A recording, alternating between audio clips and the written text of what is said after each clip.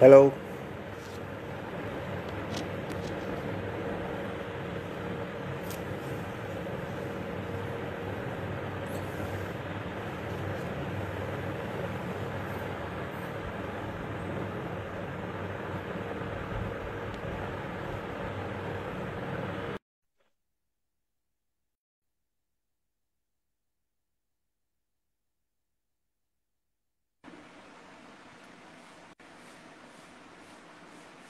Hello, sir. Good Can you hear? morning. Can you hear me? Yep, very clear. So we have to later on research and publish a paper on why it is not working the other way around. Yeah, sir. Yeah, definitely yes, sir. Definitely yes. And one more time, thank you for joining us, sir. And one more quick update, sir. People are joining quickly. We have got some more questions so that we can answer it quickly today.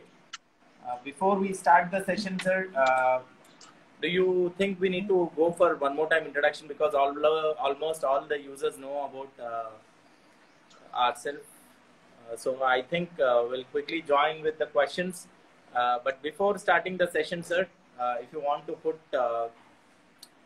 any words before I start the session, we can start, sir.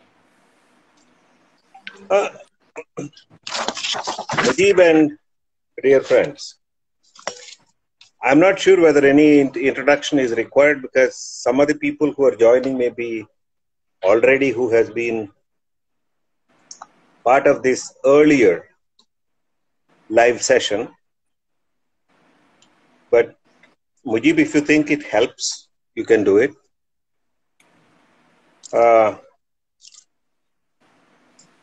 That's all. Yep. I think Rao Vadlamudi, sir, is past IPA president, and as of now, sir is looking after many of the aspects like Commonwealth Association president also, and sir has published more than 30 publication, and as last time sir has said, sir has a vast experience in industry as well as in terms of academics. So sir is a mixture of both industry and academics. One of the fact no one or very minimal people knows about sir. Only I know about it, or some people know about it. Sir has a very good sense of humor. So whatever sir speaks, we enjoy to listen that words. So that's something, sir. We'll start with questions. If you have to start something to say, or else we'll start with questions, sir. Yeah. Good morning all, and I have a set of about 14 questions in front of me. Indeed, it's long time since I ever answered question papers. You know, more. You know, latter part of my life, I was setting question papers and answering. Marking the answer scripts. Now, I see the questions. I have a tendency to answer the question in one line or two lines, or can go on forever. There are a few points. I think every question is a good question. As Mujeeb, I mentioned that, questions cannot be stupid. Only answers can be. So all the questions are good. I can answer them in a very short way, or we can pick up some of these questions and later on develop into another session, because some questions, although they have few words in the question, but the answer can be hours. It can run into hours because the questions are like that. So if you think everybody has joined and we can start answering, I could go on. But Mujeeb, it's your call. Yeah, sir. We'll start with questions. And one more time, thanks everyone who have joined today for wonderful Sunday session. All questions have been picked from students, and most of these questions were not been answered. And most of questions are very interesting and worth learning about these topics, about research work, about articles, publications, and most difficult questions we have put this time to sir. Yeah, sir. I'll go for first question. Last week, last session, you have said, yeah, sir. Mujib, one second. If you look at the questions, then there are questions about talking, there are questions about writing, and there is a question about my background again. So the question number 3, can you share your experience as the past president of IPA? This is the odd man out, among all the questions here. So either we could start with the odd man out, or we could put it at the end, whichever way. We'll start with this Ottman, sir. We'll start with, can you share your experience as a past IPA president? With IPA. So that's experience as an IPA president with IPA, or how did I feel to be a president? Yeah. So can you elaborate that?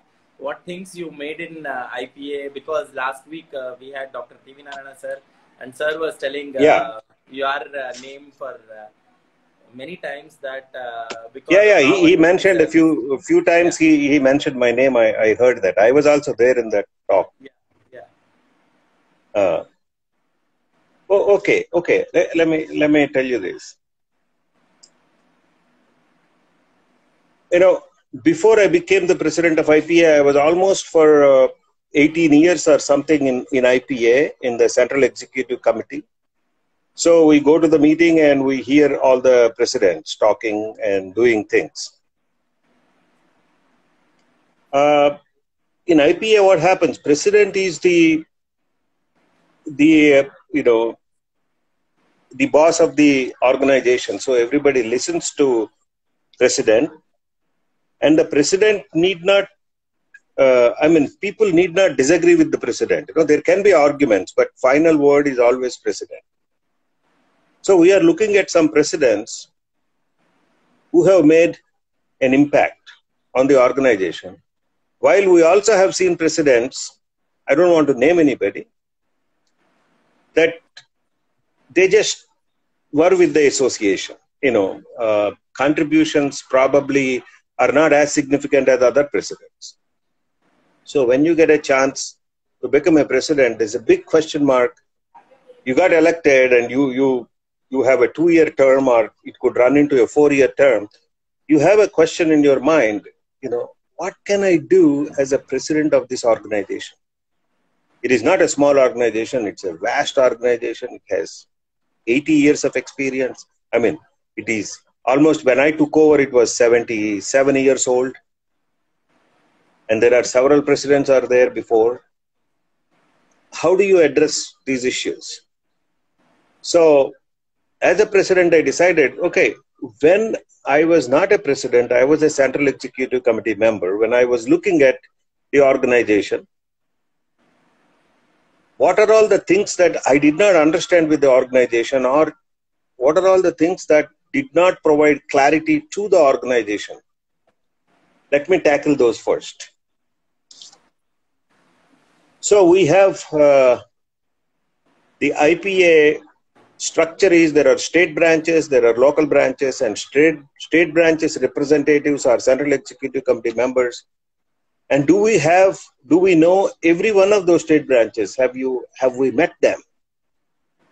Or are they simply names that you communicate by writing a letter or an email, but you never met them? What do they really think about IPA as an organization? This is one question I want to look at. So in order to improve the communication between the state branches, local branches, and IPA, this is one of the objectives that I was looking at. And to make every state branch current, they have to undergo elections.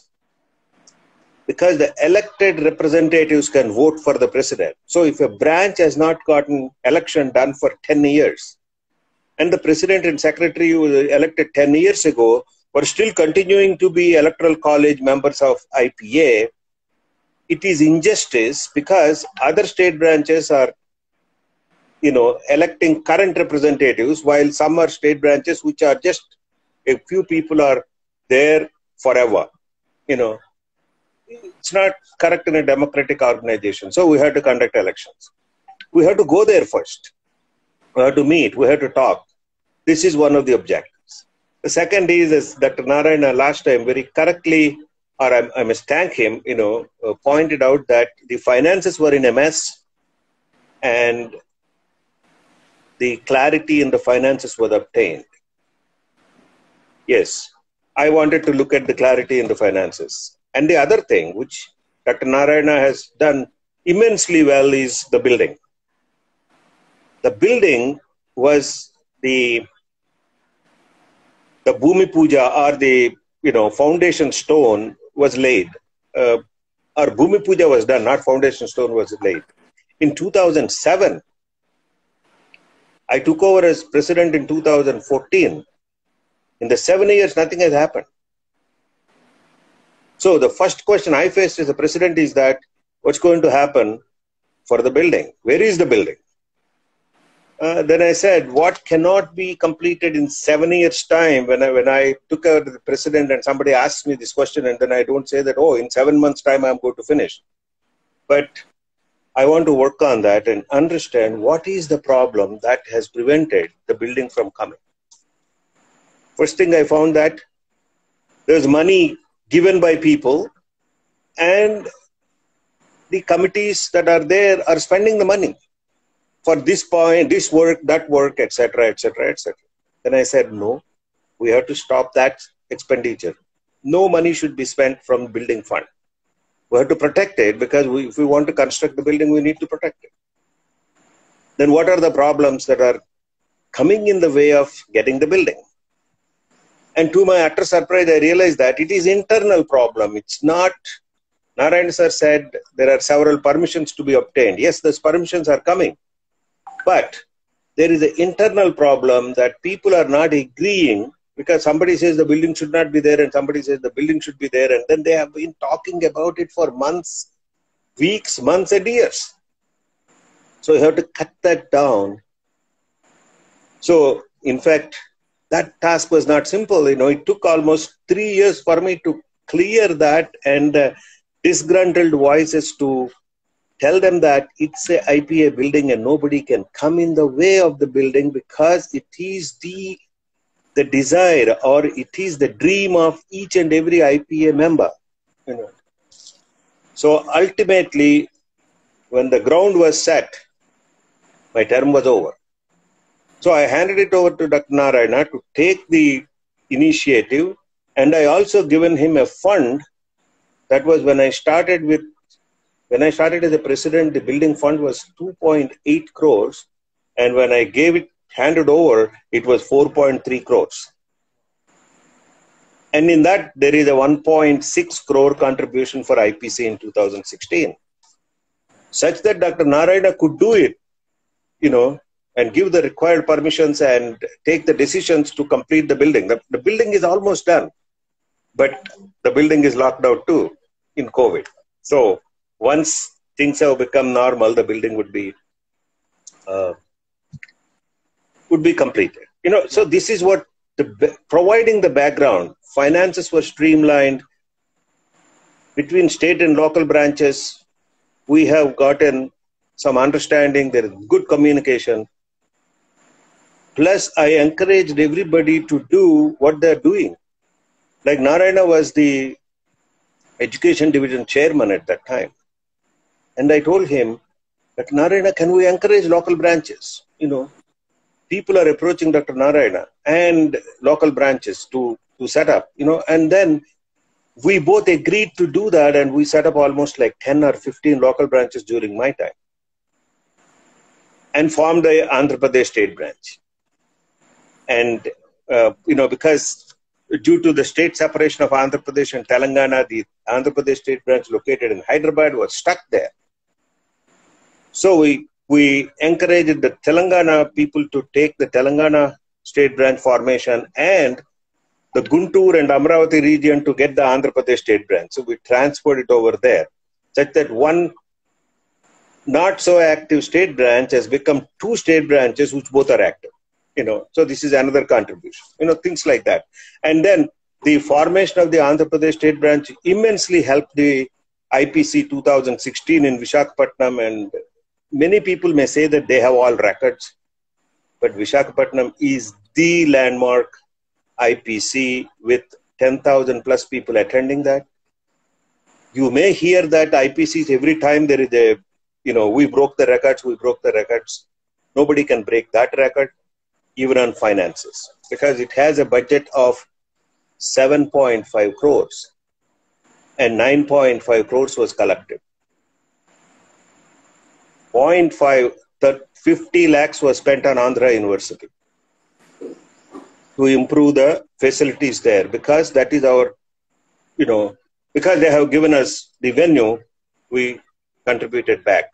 And 1.5 or 1.6 crores was given to IPA Building Fund. It gives me immense satisfaction because we worked hard. But I must say that this is not possible without Dr. Narayana. And even today, Dr. Narayana says, things are possible between both of us because we think alike, we work together, and he doesn't meddle with what I'm doing and I don't meddle with what he is doing. So the team works extremely well. And we have a set of maybe 100 people with us who are dedicated. And we just have to tell them, please do it. And Mujeeb is one of them. He's silent. He's not saying. But then, and if Prajna, IPSF is also, IPSF is logged in, then that team is also very good, helping us. Another contribution that during my time it happened was setting up 25 fellowships for 25 students in pharmacy colleges across the country. IPA has started with Zydus Cadila, with Pankaj Bhai Patel. We have established that. Prakash Modi of Unicam joined us and said he will add 10 more fellowships, 15 more fellowships. So that became 40 fellowships. We have implemented 40 fellowships for 3 years or 4 years in a row. But very unfortunately, what happened with Unicam, the company got sold. So even though Prakash Modi remained as the chairman, some other people who are involved in the company now started saying that, why should the, student scholarships be given? So for briefly, those 15 scholarships are on the hold, but I'm sure if we can go back and talk to Prakash Modi, he will agree because he's a great man. His father was a great contributor for IPA, Amrit Modi, AV Modi sir, and he's also a great contributor. But Pankaj Bhai Patel of Zydus Cadila is giving these 25 fellowships in the name of Raman Bhai Patel, who is his father and was also a founder pillar of IPA. We have also gotten the ACG, that's the Associated Capsule Group, to institute awards for innovation in IPA. So IPA gives innovative awards for innovative development of solid dosage forms and innovative development of solid dosage form packing, because it's actually a packaging award, but we have expanded it into innovation in solid dosage form also. IPA has first time introduced these innovation awards. Okay, this also happened with me during my time, and Narayana actually followed that up, that trend, and by introducing Industry Excellence Awards last year. So this is how we are building up the rapport between IPA and industry, IPA and education, and IPA and state branches, such that IPA can be regarded as one whole unit which can represent pharmacy profession, all the facets, such that government has no option but to agree with IPA one day. They are already listening, but I think we have to force ourselves. I think I've already talked quite a bit on my experience as past president of IPA. So we can go on. Yeah, sir. Almost one interesting 15. question, sir. Most of people are asking. I'll jump here and there on questions. How to write an article? maybe a review article, research article, or how to pick up a topic, how to make it as a format, because you are in editorial board. So my students want to listen, our students want to listen, how to write an article. Yeah. Okay. So let us start with how to write an article. First of all, how to write an article. If you want to start talking about a review article and a research article, I don't think you can start today to write a review article or a research article, because there has to be tremendous background done before you start writing an article. But what your question I can understand is how you can develop a faculty or a core competence of writing. So connected with that, somewhere down below is a question on blog. Sir, what is blog? How do we write blogs? There is a question here somewhere. I want to look at that. Yeah. How to write a blog? How useful is to write a blog? Right? This is connected. Blog is nothing but, because I have to start with blog. Blog is nothing but writing what is there in your mind or explaining your, your thoughts or your experiences. So the blog can be a thematic blog, a travel blog, or the places you visited blog, or your experiences blog, or the movies you have seen blog, whatever. That blog would help you to write the thoughts that came in your mind, to express them on a platform that other people can read. You can kind of write, scribble, and put it somewhere. Nobody sees it. So what is the point? So blog is somebody else would see it, make a comment, probably agree, disagree, make a critic or whatever. Now, when you're writing a blog, yesterday there was an incident that you experienced. You want to write something about it. Would you write it? Can I really put what are my thoughts into sentences? And these sentences must make sense that when others read these sentences, they must at least see what I wanted to write. So you have an experience in your mind, but you wrote it, and it when other person reads it, for him, he understands it differently, then the purpose of blog is lost. But blog is informal writing. We're not really looking at elegance and beauty of the language. Sometimes we're maybe not even looking at absolute grammatical correctness.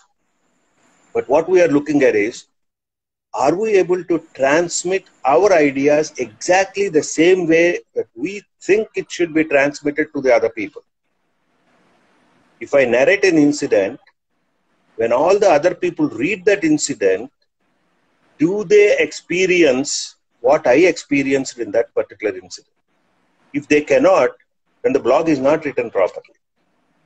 But sometimes when you read some people's blogs, you are experiencing, or you start feeling as if you are that person who is experiencing what he wrote. So in other words, what blog writing would help you to put in words what is your thoughts and experiences. And that would help immensely in writing research articles and scientific articles. Okay. Only thing is that there you are writing science, not in blog, but in papers. And there is a style of writing. There is a way of using words and expressing. Over a period of time, you develop that. Okay. But you develop your own style of writing. Of course, you don't have to copy somebody else's writing. When you write a research article or when you write a review article, you must have sufficient substance to put it in the form of writing, a manuscript. See what I'm trying to say? In the blog, you have an experience. In a research paper, you have a well-designed research project that you want to represent there. an experience can be an hour experience, experience of worth of 30 minutes or experience worth of 1 day or an experience worth of 7 or 8 days. But in a research paper, sometimes the research project might run for 6 months, 1 year, with difficulties, with so many things that you might have changed, altered, etc. But in a blog, you write all these things, but in a research paper, you don't write all these things. You write in a short term what exactly that you have done and what exactly you found in a scientific language. That writing is referred to as scientific writing. So blog is informal writing, and whereas writing a research paper is scientific writing. In a blog, you are writing your experiences. In a research paper, you are writing the results and the methodology and the conclusions you are going to draw out of that. Okay, that's more structured writing. When it's come to review article, it takes an entirely different platform.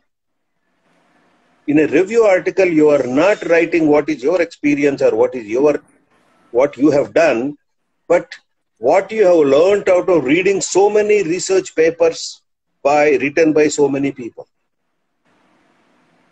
Okay? If you have also extensively researched in that area, your own conclusions would come in there. Your own research results would come in that review.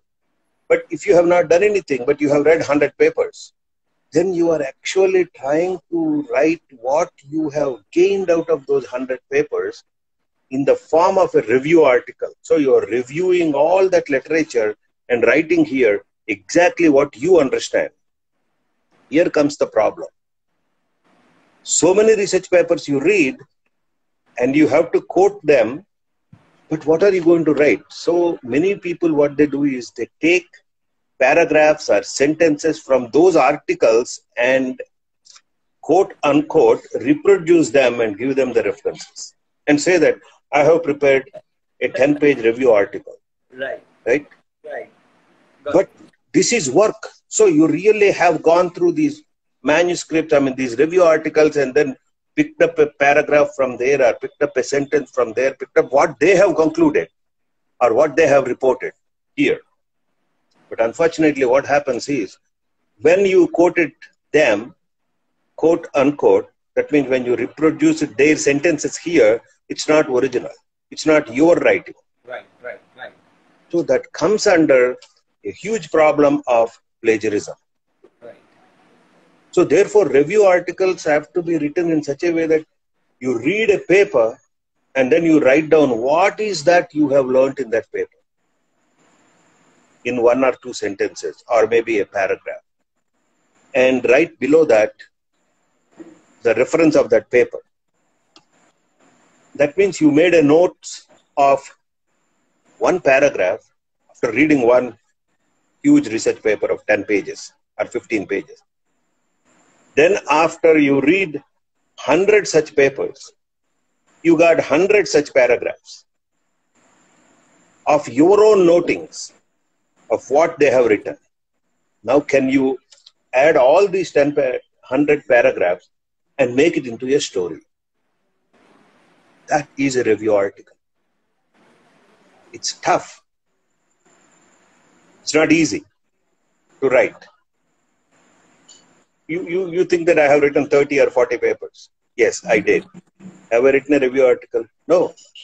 Even today, I hesitate to write a review article because it's a huge work.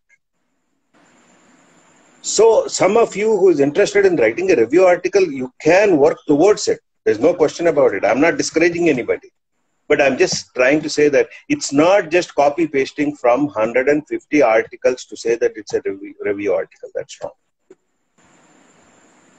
I have written a PhD thesis. Okay, I'll cite from my own experience.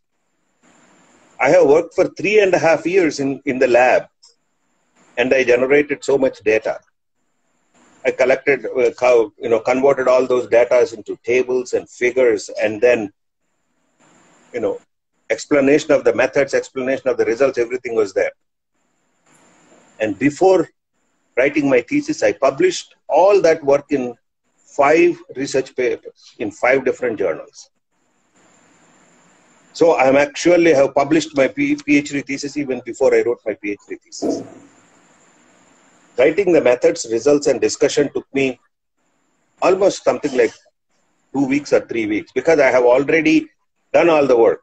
You know, the introduction part of it, which is 1/4 of the thesis, which is like a review article, it took me 3 months to write. I started in January 1983, and only on April I finished my introduction. That's the seriousness with which you have to write your introduction. Introduction is like a review article. There should not be any plagiarism. This is what I'm trying to say. So reading something, understanding something, and writing that in your own words is the most difficult thing, because what you have done as results, what you have done as methods, and what you have interpretations as your results, that is the other parts of a research paper is much easy. So I'm trying to tell you how to write an article, right? So you can write an article, but you need to know all these things. So Mujeeb, how to write an article and going into depths of it, if people are interested, can be entirely a separate session. Yeah, sir. I think you have spoken about blog, and you have spoken about review article, and you have spoken about research article. So there's 3 areas you have covered it. I'm going to skip these questions. 3 questions. No, question number 4. How to write an article. 13. Yeah, 13 is question also... number 13, and the one thing above, the 12. How can we write a research article? Yeah, I think these 3 questions are being answered, sir. Sir, out of my interest, I'm asking this question. There are so many publications we have. So which one to pick and which one to submit? How do we know that? Do we get a good scoring out of that publication or not? Either it is a review article or a research article. How do you select that publication or journal? So I think that's out of my personal question, sir. Honestly speaking, I did not understand the question you were asking. Like there are hundreds of journals, right, sir? So which how to pick up a journal? Yeah. So, okay. You want to write an article, write a research paper. Step 1. Before you even attempt to write, you have to choose the journal. Yeah. Because when you write a research paper, you have to write it as per the instructions of authors of a journal. You cannot write before and try to fit it to the instructions to authors of any journal. So you have to choose the journal. How do you choose the journal? When I can cite my experience here. First time when I wrote my research paper on my PhD topic, which is in 1979, we are 80, we are writing. So my professor told me, let us write for circulation research. Circulation research is a top cardiovascular journal. And I am a new graduate student, PhD, started my work, and first set of data I am trying to write. So he chose the top journal. So I went into the instruction of to authors and then read it and then start preparing the manuscript according to those instructions.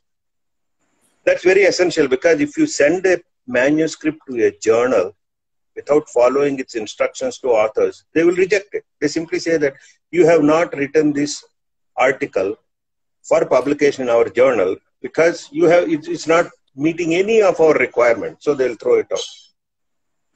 They're not even going to look at what is the scientific content. First of all, have you written properly? This is what they look at. I'll cut the story short. The paper was there with circulation research for maybe 2 months, 3 months, and one fine day it came back and said that rejected. Rejected because of various reasons. Okay. Then I said, what am I going to do? Then my professor asked me, then you prepare it for Canadian Journal of Physiology and Pharmacology, and let's publish it there. Oh, Canadian Journal, why? Because we are in Canada. I mean, grants are coming from Canada. So we thought, being cardiovascular research, we want to put it in the top journal because it didn't. Let's put it in the Canadian Journal. So I have to rewrite the manuscript.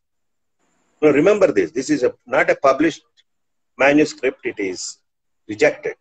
So my professor told me, no, but don't send it as it is to Canadian Journal. Now look at the instructions to authors and see how you can change your already written manuscript to meet to the requirement of Canadian Journal of Physiology Pharmacology. So you have to go through the instructions to authors and you look at your manuscript and then, did I write it in this format? Whether the references are exactly the same way that the journal requires? The reference citation is the same way? Did I use the same chapters or sections like methodology or results and whatever? So it amounts to rewriting the manuscript, except for the text part where you don't have to change, but rest of them. And it got published in Canadian Journal of Physiology Pharmacology. So my first paper came from Canadian Journal of Physiology and Pharmacology. While I'm at it,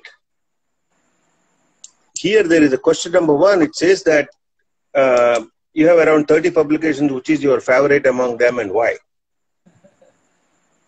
Now, I was absolutely unhappy that time because I wrote for circulation research and they rejected it. So I took it as a personal insult. My professor said, so what? Some journals don't publish. Yeah. They reject. Yeah. Why do you have to bother? If your work is good, another journal would publish. Yeah. Yeah. So then my next paper was published in American Journal of Experimental Therapeutics, Pharmacology and Experimental Therapeutics. The journal, JPET, it's called, Journal of JPET, Journal of Pharmacology and Experimental Therapeutics. Again, a good journal. It went. It came back. They said, the statistics was absolutely rotten. You have to subject it through much more stringent statistics. And if the statistics program that you put your results through is stringent enough, the work can be accepted. So they have not rejected. They have given me a scope. So with the data, I had to run to the Department of Statistics in University of British Columbia and ask them what should I do. And then they said, you have to apply ANOVA, analysis of variance, multiple range test, because you have more factors. See, when you talk about research article, so many factors would come into picture. So when we got the statistics done properly, Aspect published it. So my second paper was in Journal of Pharmacology and Experimental Therapeutics, highly rated journal. Third paper we published again in a journal of, I think we sent it to Canadian Journal of Physiology Pharmacology. Then we did some part of experiments and the results were very exciting. So my professor told me, hey, this part of the story, I like it in your entire research. Can you write it for American Journal of Physiology? Cardiovascular section. It's not a pharmacology journal, it's a physiology journal, American Journal of Physiology. And they have different subsections, metabolism, renal physiology. So there is a cardiac physiology. I said, yeah, I want to write it for this journal. Now let's write it. And when I looked at that instructions to authors, I was scared because the instructions to authors was so difficult. Putting your references, citing your references has to be done in an entirely different manner. All the journals follow one system, these guys follow an entirely different system. I wrote. It took me almost 2.5 months preparing that manuscript. I submitted. And after some time, I haven't heard anything. Then one day, my professor shouted, hey, Rao, get over here. we used to sit in offices. I am in this cubicle and he is just shouting distance away in the same corridor. I went there and he gave me a letter and said, your paper is accepted by American Journal of Physiology, no questions, as it is. He had to scrap me off the ceiling because I hit the roof. Literally. I was so happy. And probably that is the greatest achievement I ever had. And after that, I am scared of writing another manuscript for any great journal, scared because I can't repeat my success. So it's not really good to try again. It's like winning the Wimbledons once, and next time you go, oh, last year I won, so I go. You may lose in first round. Remember one thing, once you attained a peak, just to sustain at the peak is most difficult, But if you have the objective, if you have the grit, and if you say that I want to publish my paper in one of the best journals, and we can do it. But that has to have really, really very good research work done. So it's essential. So we are talking about publishing research, but then we're not really talking about how good research can be done. But that's absolutely another area. How good research can be done is one area, and how you publish your research into a well-read, best journal, highly cited paper. I do not know how much of the citations that my papers received, because when I published, most of these publications came in between, in the first 5 years of 1980s, 80 to 85. That's the time citations, etc. were not tracked, not online. They were tracked physically. So citation tracking and all that was there. ISI, Institute of Scientific Intelligence or whatever, information. I think Institute of Scientific Information, which always tracks. Even today, the Thomson Reuters impact factor of journals and H indices of authors, they all come from there only. That's the fundamental. So I know that the papers are getting highly cited, but I don't have the track. I'm just saying. So that's regarding question number 1. Yeah, sir. I think most of articles, blogs, and research works is completed. One of the question out of it, 9th question. What are the aspects to be included in PharmD to make PharmD students a better clinical pharmacist? So I think last week also we had the same discussion of this question. So if you can put some light on this question, sir, by any chance. Actually, I had an opportunity to work with some of the PharmD students when I was the director of St. Peter's in Warangal. PharmD as such is a very good course.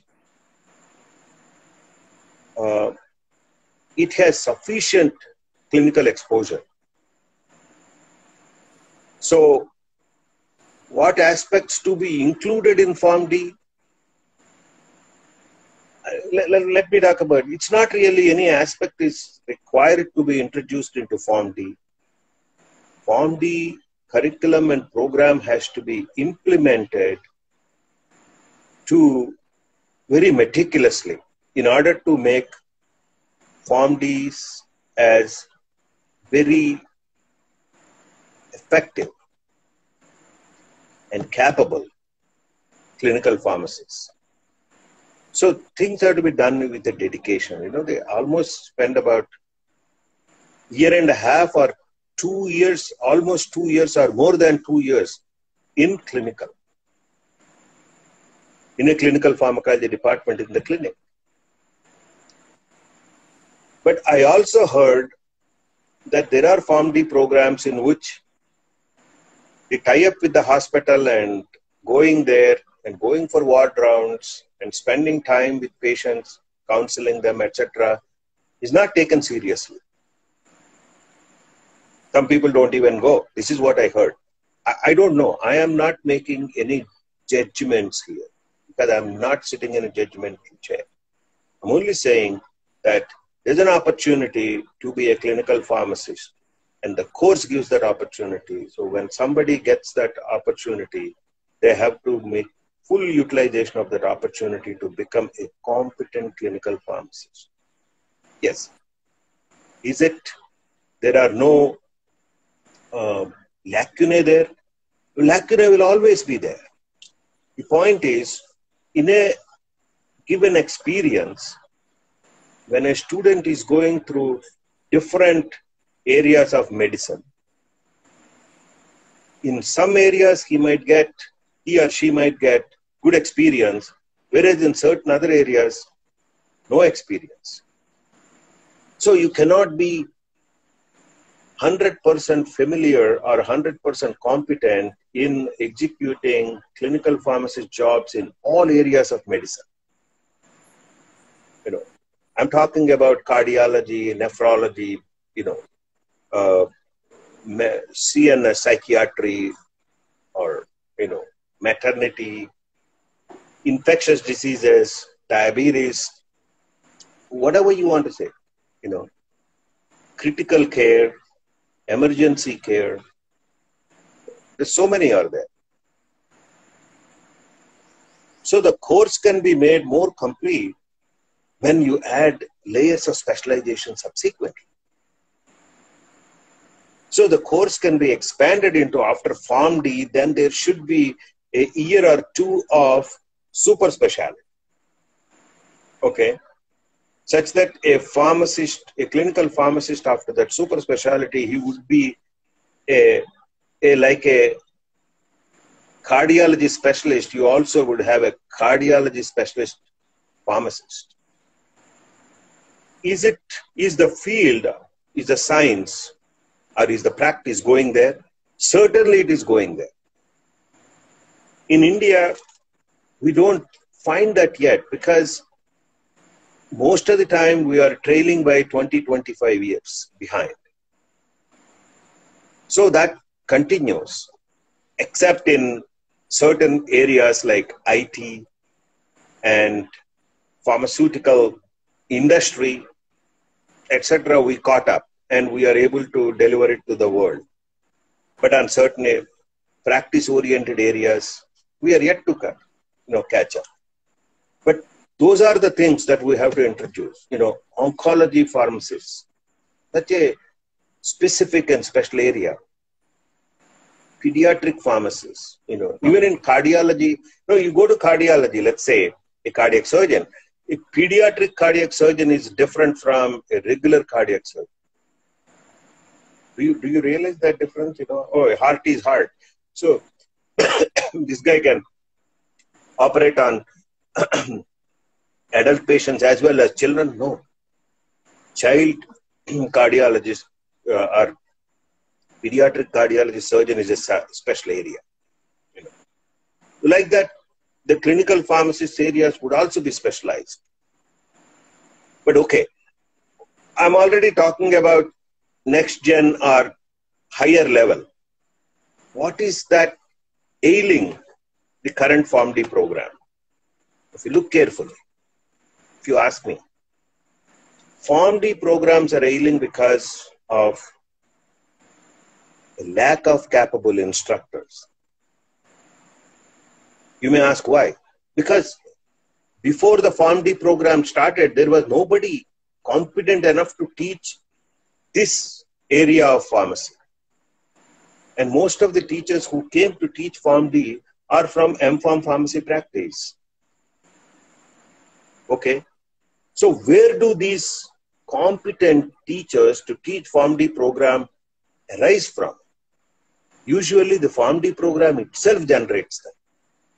Everywhere it is like that.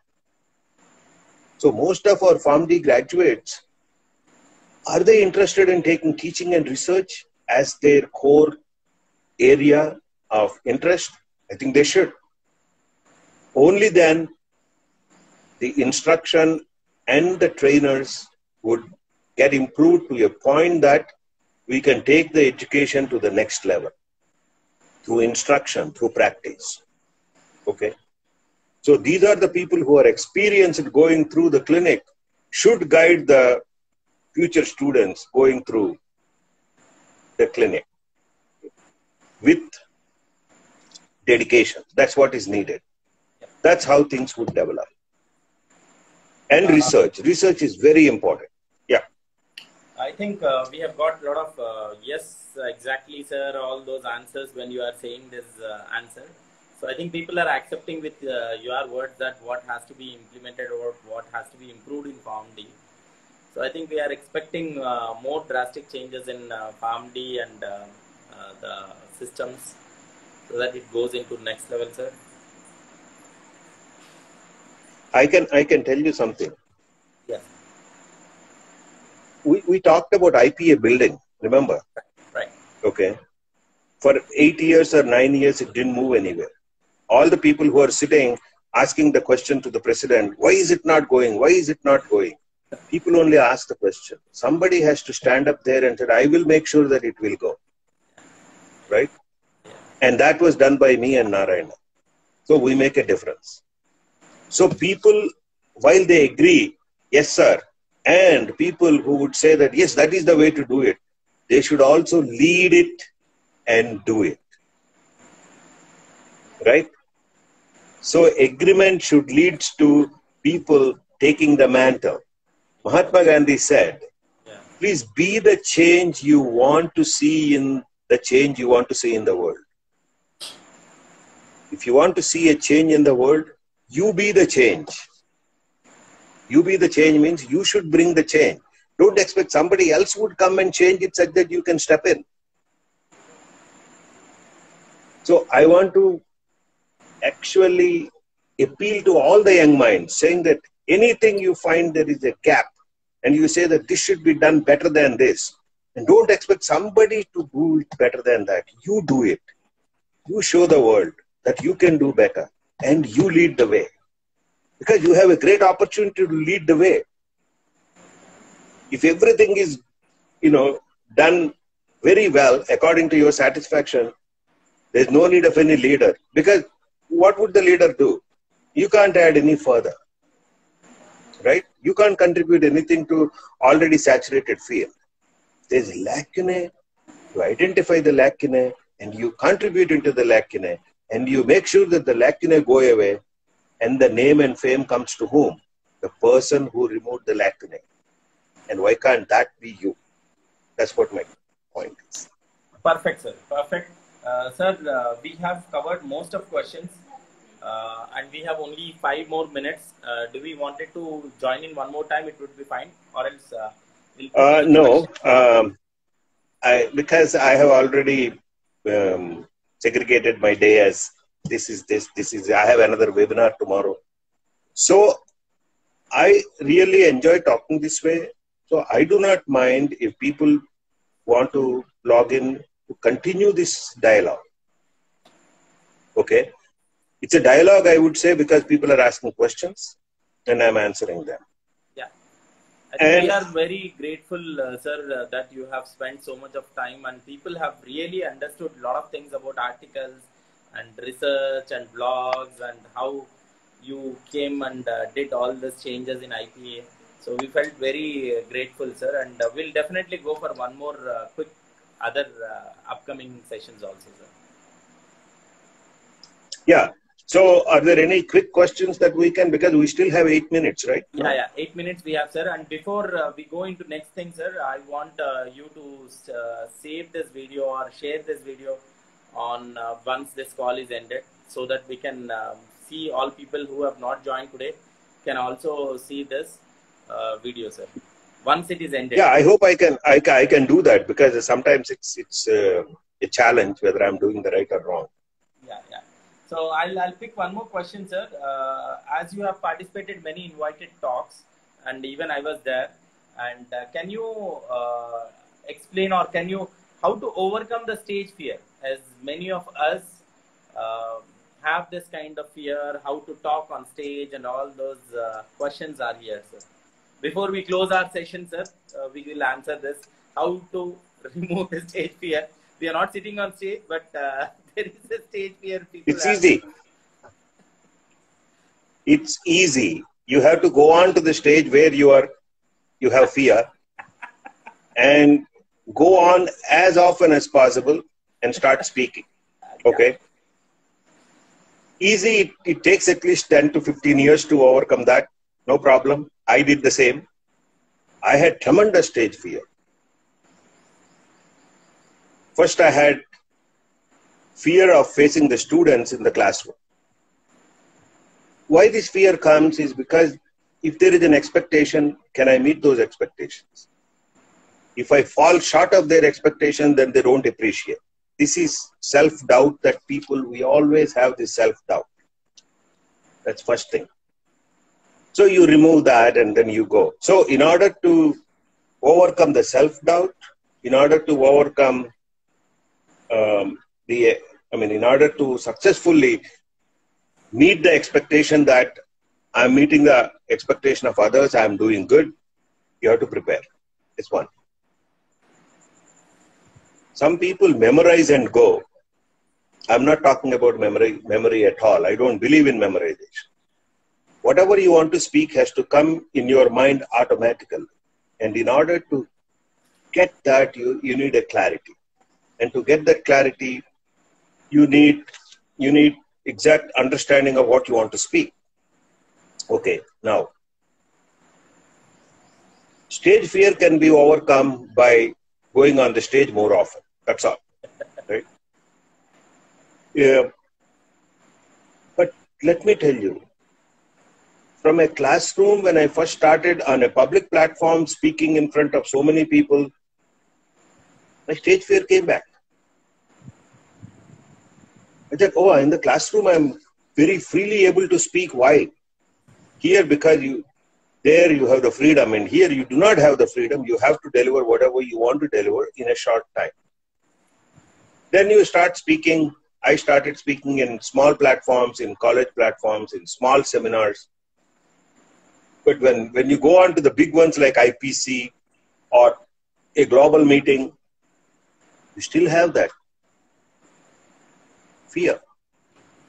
If today I have to speak in a global platform, I have a fear.